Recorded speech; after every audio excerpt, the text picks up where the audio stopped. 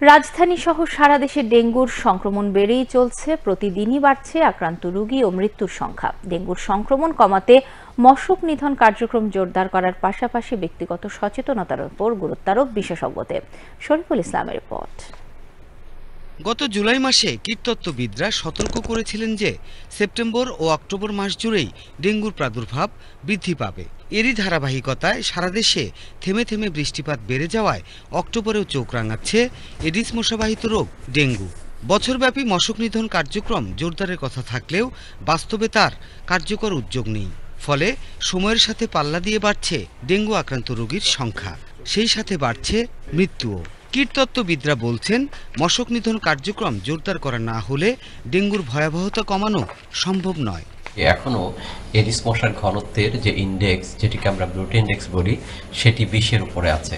যখন কোথাও এডিস মশার ঘনত্বের ইন্ডেক্স 20-এর উপরে থাকে, তখন ধরে নেওয়া হয় ওই এলাকাতে এডিস মশাবাহিত রোগ ডেঙ্গু বা চিকুনগুনিয়া হওয়ার সম্ভাবনা আছে।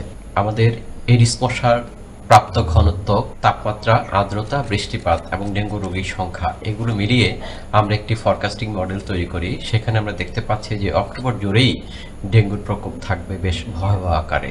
রাজধানীর বিভিন্ন হাসপাতাল ঘুরে দেখা গেছে প্রায় প্রতিটি হাসপাতালেই ডেঙ্গু রোগীর সংখ্যা বাড়ছে। পাশাপাশি সারা দেশ থেকেও ডেঙ্গু রোগী আসছে রাজধানীর হাসপাতালগুলোতে।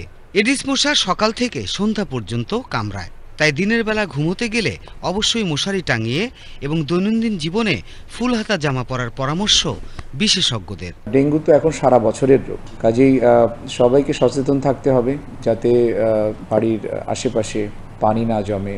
ব্যক্তিগত যে প্রতিরোধমূলক ব্যবস্থা, যে মশারির মধ্যে যেন সবাই ঘুমায়, যেসব এলাকায় মশার অত্যাচার বেশি সেসব জায়গায় যেন ফুল স্লিভ শার্ট পরে ঘুমায়, এক্সপোজ পার্টে রেপেলেন্ট ক্রিম ব্যবহার করতে পারে।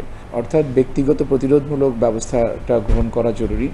আর সিটি কর্পোরেশন অথবা কর্তৃপক্ষ থেকে যে মশক নিধন কর্মসূচি, সেটাও জোরদার অবশ্যই করতে হবে। ডেঙ্গুর বাহক এডিস মশার কামড় থেকে বাঁচতে হলে বাড়ির চারপাশ ও ঘরের কোণে 3 দিনের বেশি জমে থাকা পানি অবশ্যই পরিষ্কার করতে হবে। একমাত্র সচেতনতাই পারে ডেঙ্গুর ভয়াবহতা থেকে নিজেকে ও নিজের পরিবারকে রক্ষা করতে। শরীফুল ইসলাম, বাংলাদেশ টেলিভিশন, ঢাকা।